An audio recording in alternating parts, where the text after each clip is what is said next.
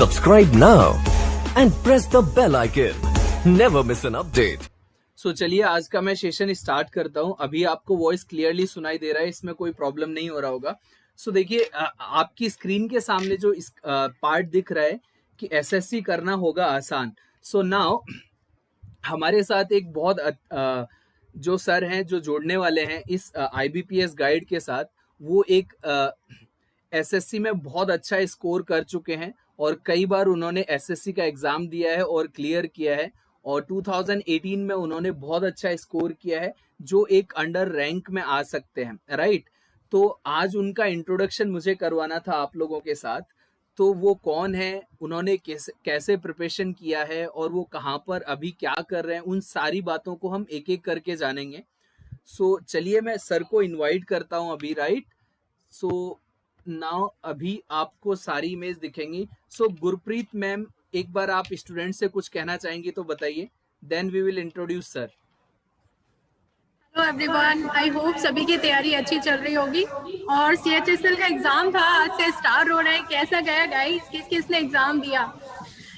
Guys, गाइडली हमेशा आप लोगों के लिए सरप्राइजेस लाता रहा है और आपके लिए एक न्यू फैकल्टी आ रहे हैं जो आप लोगों के लिए ये सरप्राइज है कि किस सब्जेक्ट के लिए। ये आप लोग गैस कीजिए कि किस सब्जेक्ट के आपके लिए यहाँ पर हमारी न्यू फैकल्टी आपको ज्वाइन करेंगे। ठीक है गाइस, तो एक बार आंसर जरूर कीजिएगा इस क्वेश्चन के कि कौन से सब्जेक्ट के न्यू फैकल्टी हमारे साथ जुड़ने वाले हैं। ठीक है, और आपको सामने सर दिख ही रहे हैं ऑलरेडी सर का इमेज आपके सामने है। बस ये गैस कीजिए कि ये क्या पढ़ाने वाले हैं आपको। मैथ्स पढ़ाएंगे, इंग्लिश पढ़ाएंगे, रीजनिंग पढ़ाएंगे, या फिर समथिंग लाइक हिस्ट्री, ज्योग्राफी और एनीथिंग लाइक।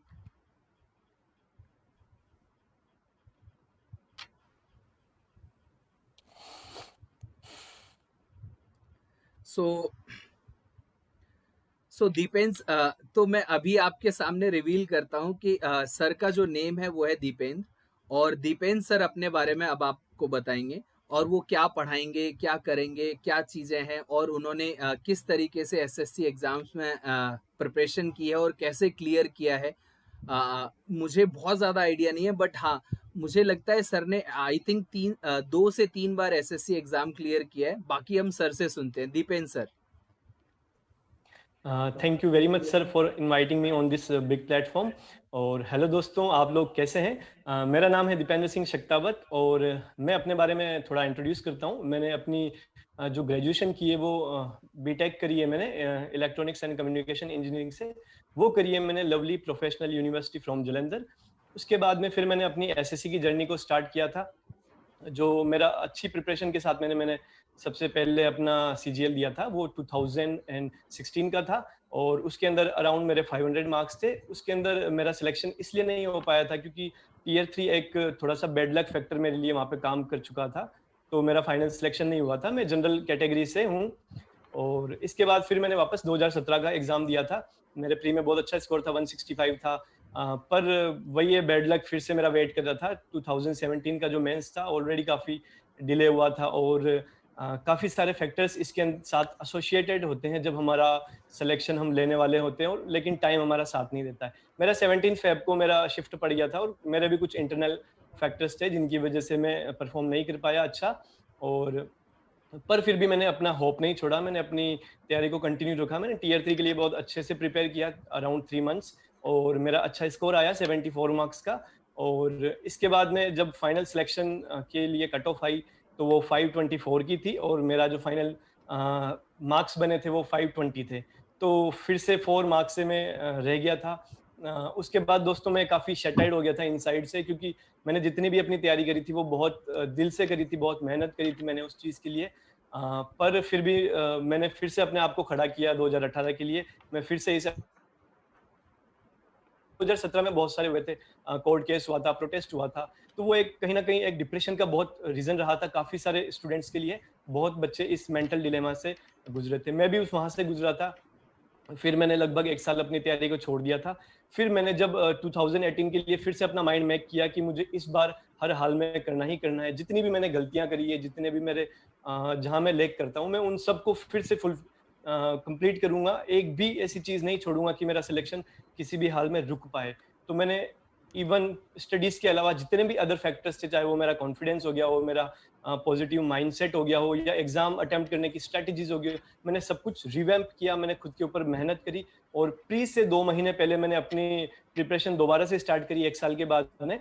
और बिलीव मी गाइस, मेरा सबसे टफेस्ट शिफ्ट के अंदर प्रीलिम्स का एग्जाम था, जो कि 7 जुलाई का सेकंड शिफ्ट था। उसके अंदर मेरा 182 का स्कोर आया था प्री के अंदर। फिर मैंने मेंस के लिए वापस 3 मंथ्स बहुत अच्छे से दिल लगा के अपनी पढ़ाई करी, और मेरा 357 का मेंस का स्कोर आया था।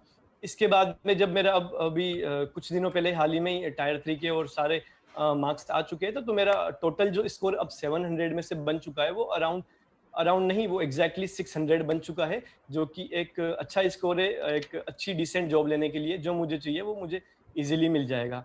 तो ये मेरी एक छोटी सी जर्नी थी, जिसके लिए मुझे लगभग 5 साल लग गए। पहले ये होता था कि हमारा बैड लक भी इसमें इंक्लूड होता था, पर अब थोड़ा बैड लक का फैक्टर कम हो चुका है, अब नॉर्मलाइजेशन फैक्टर आ चुका है। तो अब आपको अपनी तैयारी में कोई कसर नहीं रखनी चाहिए। कोई ये नहीं बोल सकता है कि ये सब कुछ अब सिर्फ लक बेस्ड हो चुका है। आप सिर्फ क्वेश्चंस कर लेने से और बुक्स को सॉल्व करने से हमारा कभी सिलेक्शन नहीं होता। ये चीजें मस्ट है, लेकिन इनके अलावा बहुत सारे फैक्टर्स एसोसिएटेड होते हैं, जो मैंने अपनी जर्नी के दौरान काफी कुछ सीखा है। मेरे पास बहुत वास्ट एक्सपीरियंस है, और क्योंकि मैंने बहुत दिल से इस चीज की तैयारी करी थी, तो मैं आपके साथ में अपनी पूरी की पूरी जर्नी कुछ मिनटों में तो शेयर कर नहीं सकता हूँ, जस्ट आपको एक इंट्रोडक्शन दे सकता हूँ। लेकिन इसके बाद में जब मैं आपकी क्लासेस स्टार्ट होगी, तो उसके साथ में मैं आपको हर एक पॉइंट ऑफ, मुझे पता है कि कहाँ स्टूडेंट्स लैग करते हैं और कहाँ पे उनके थ्रेशोल्ड्स आते हैं, उनको कैसे ब्रेक करना है, कैसे आगे बढ़ना है, उनकी स्ट्रेटजीज हो गई, उनका पॉजिटिव माइंडसेट हो गया, ये चीजें भी बहुत मैटर करती है। तो ये सारी चीजें मैं आपकी जर्नी के साथ में पूरा शेयर करता चलूंगा, और आपको मैं ये वादा करता हूं कि अगर आप मेरे बताए हुए रास्ते पर चलेंगे, तो आपका सिलेक्शन जरूर होगा।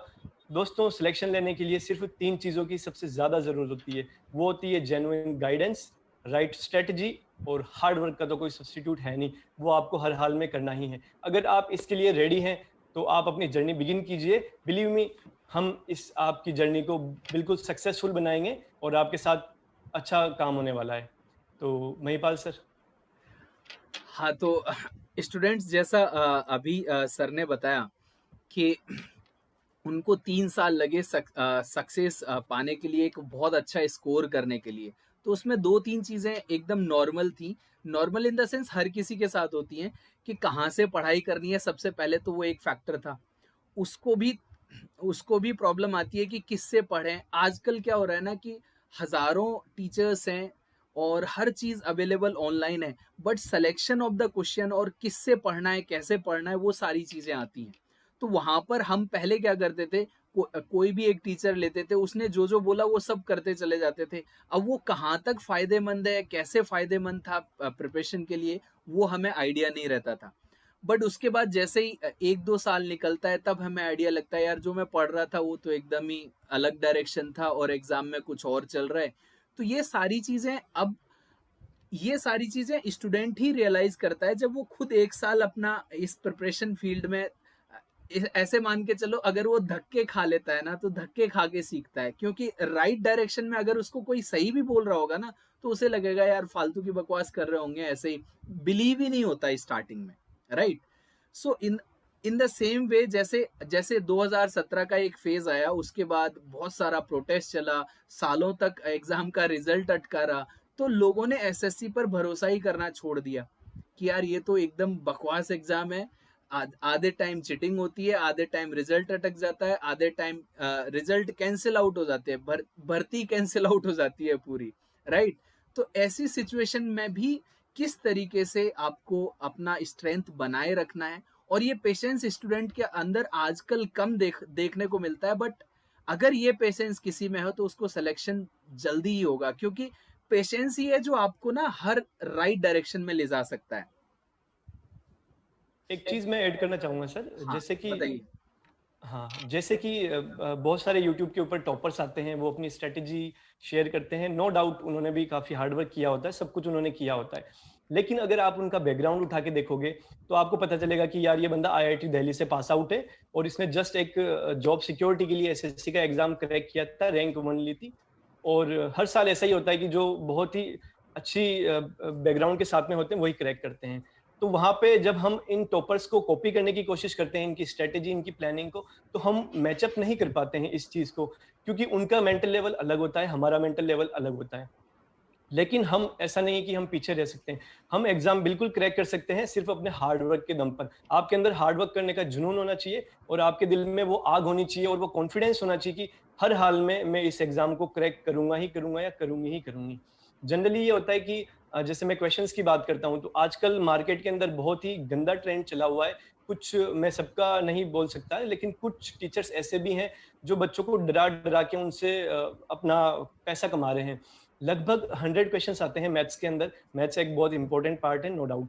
100 क्वेश्चंस में से 20 से 30% के जो क्वेश्चंस होते हैं वो थोड़े से डिफिकल्ट लेवल के और थोड़े लेंथी लेवल के होते हैं। पूरे साल वो जो टीचर्स होते हैं वो उन क्वेश्चंस से डरा डरा के स्टूडेंट्स को अपना पैसा कमाते हैं, और स्टूडेंट भी अपना ये जो 70% का पार्ट होता है, जो कि 60-70% part moderate plus easy level का होता है, वो वहां पे लैग कर जाते हैं। वहां पे वो अपनी टाइमिंग को कम नहीं कर पाते हैं, और डिफिकल्ट क्वेश्चंस भी जब एग्जाम में आते हैं तो वो डिफिकल्ट क्वेश्चंस से भी हाथ धो बैठते हैं, और वो अपना जो इजी मॉडरेट वाला पार्ट है उसमें भी वो अच्छा परफॉर्म नहीं कर पाते हैं। तो दोस्तों, ये तो वो एग्जाम है जहाँ पे अगर आप 1 नंबर भी पीछे होते हो, एक क्वेश्चन गलत होता है अगर आपका मैथ्स में, तो 2.5 नंबर पीछे चले जाते हो। अगर 2.5 नंबर आप पीछे चले जाते हो तो बिलीव मी, कम से कम 500 to 1000 स्टूडेंट्स आपसे आगे चले जाते हैं। तो वहां पे आपके पास में मिस्टेक करने का कोई भी स्कोप नहीं है, आप मिस्टेक नहीं कर सकते हो, और आपकी स्ट्रेटेजी इतनी रिजिड और इतनी स्ट्रांग होनी चाहिए कि आप हर एक क्वेश्चन को बहुत अच्छे से कर पाओ और अच्छे से अपना स्ट्रेटेजी प्लानिंग को वहां पे इम्प्लीमेंट कर पाओ। तो ये सारी की सारी चीजें होगी, हम टाइम टू टाइम आपको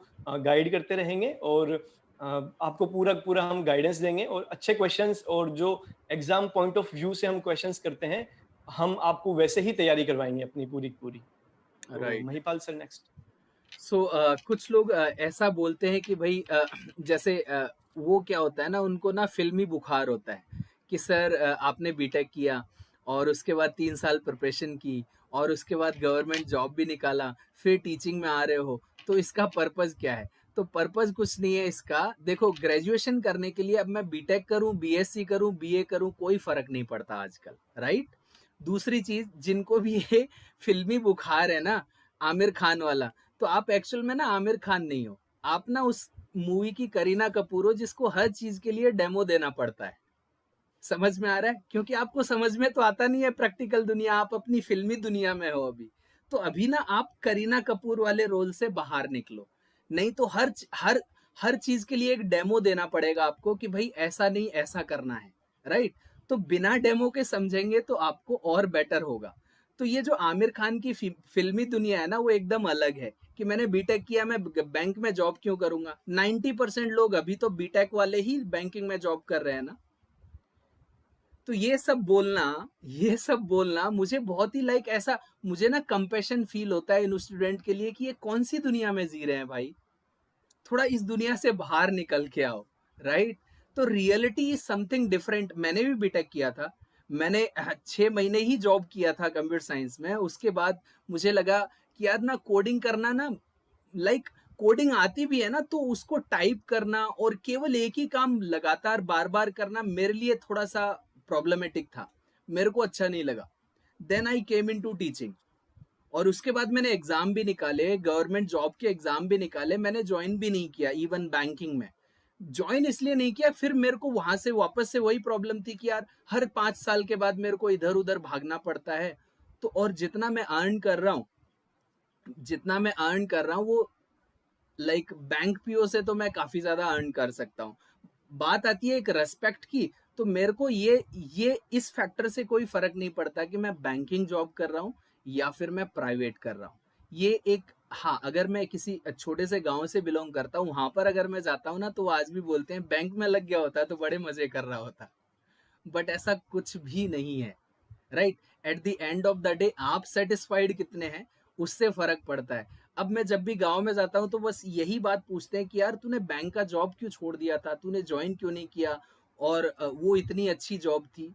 तो मेरी प्रायोरिटीज अलग थी, आप उनकी प्रायोरिटीज अलग हैं। वो अपने पॉइंट ऑफ व्यू से देखते हैं। वो क्या देखते हैं, एक बार ना गवर्नमेंट में खाता लिखवा दो, फिर आप गवर्नमेंट के खाते में शामिल हो जाते हैं, काम करो ना करो आपके अकाउंट में पैसे आएंगे। मतलब मेंटलिटी ही डिफरेंट है। तो वो मेंटेलिटी मेरा तो नहीं था। और बाकी स्टूडेंट को थोड़ा सा ये भी देखना पड़ेगा। तो अभी आप देख रहे हो ना, जैसे अभी एक सुमित ने बोला कि सर हाँ, अभी यूपी में कुछ दिन पहले पियोन का जॉब के लिए एक पोस्ट निकला था, उसमें अराउंड 25,000 लोग ऐसे थे जो पीएचडी होल्डर और बीटेक और एमटेक थे, उन्होंने फॉर्म डाले थे। तो आप कौन सी दुनिया में जी रहे हैं यार? मतलब ग्रेजुएशन के लिए मैं बीटेक करूं, एमबीए करूं, कुछ भी करूं, क्या फर्क पड़ता है? बट एट द एंड अगर गवर्नमेंट जॉब चाहिए तो मेरे को कुछ भी करके आऊं, बट मेरे को फाइट उतना ही मिलने वाला है, चाहे मैं बीटेक आया हूं, चाहे मैं बीएससी करके आया हूं, चाहे मैं बीए करके आया हूं। तो government job is something different, उसके लिए पैशन होना बहुत जरूरी होता है। आप ख्वाबों वाली दुनिया से थोड़ा सा बाहर निकले तो बेटर रहेगा। बाकी दीपेंद्र सर ने बहुत सारा स्ट्रगल किया है, 3 साल स्ट्रगल किया है इन्होंने, एक मतलब अच्छा रैंक लाने के लिए, अच्छे स्कोर लाने के लिए। और इनका बैकग्राउंड भी बहुत डिसेंट सा है, लाइक 10th में आई होप 50 to 60% के बीच में मार्क्स है, राइट? यस सर, जो भी मुझे ये चीज़ बोल रहे हैं कि आपने बीटेक किया है या वो किया है, तो मैं आपको ये बता दूं, मेरा जो 10th का जो परसेंटेज है वो 57% है, मेरा 12th का जो परसेंटेज है वो 54% है, और मेरा बीटेक का परसेंटेज जो है वो भी 54% ही है। तो मैं हमेशा एक बिलो एवरेज स्टूडेंट ही रहा था।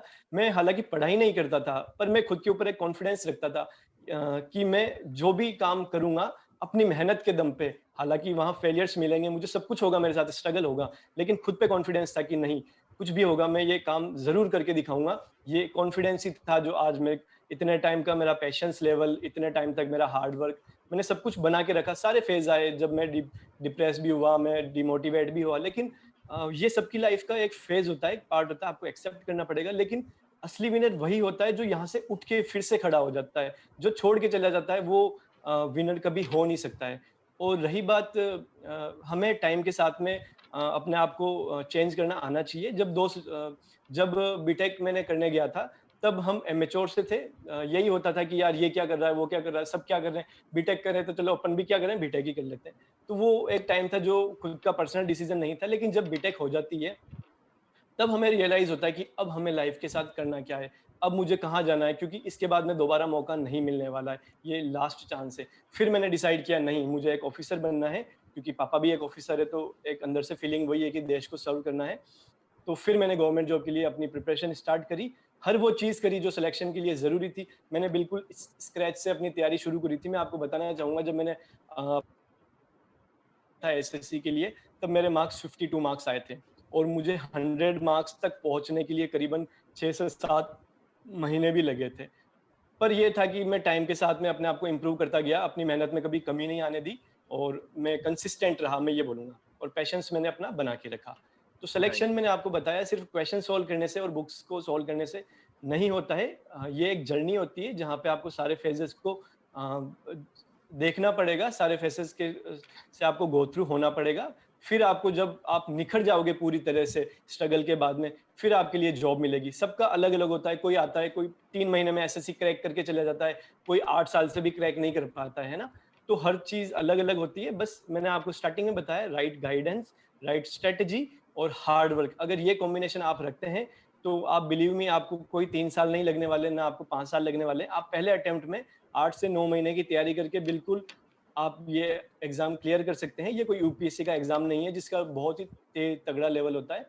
ये अचीवेबल है। बस ये कि हम लोग वहां तक मेहनत करने के लिए कतराते हैं, हम पीछे हट जाते हैं कि यार इतनी मेहनत कैसे करें, इसकी कट ऑफ इतनी हाई जा रही है। अरे कंपटीशन है, आपको कम्पीट तो करना पड़ेगा। नहीं कर सकते तो घर पे बैठो, आराम से खाओ पियो, कोई दिक्कत नहीं है। कम्पीट करोगे तभी निखरोगे अपने आप को, अपनी काबिलियत को, आपको पता चलेगा कि आपके अंदर कितनी कैपेबिलिटीज हैं।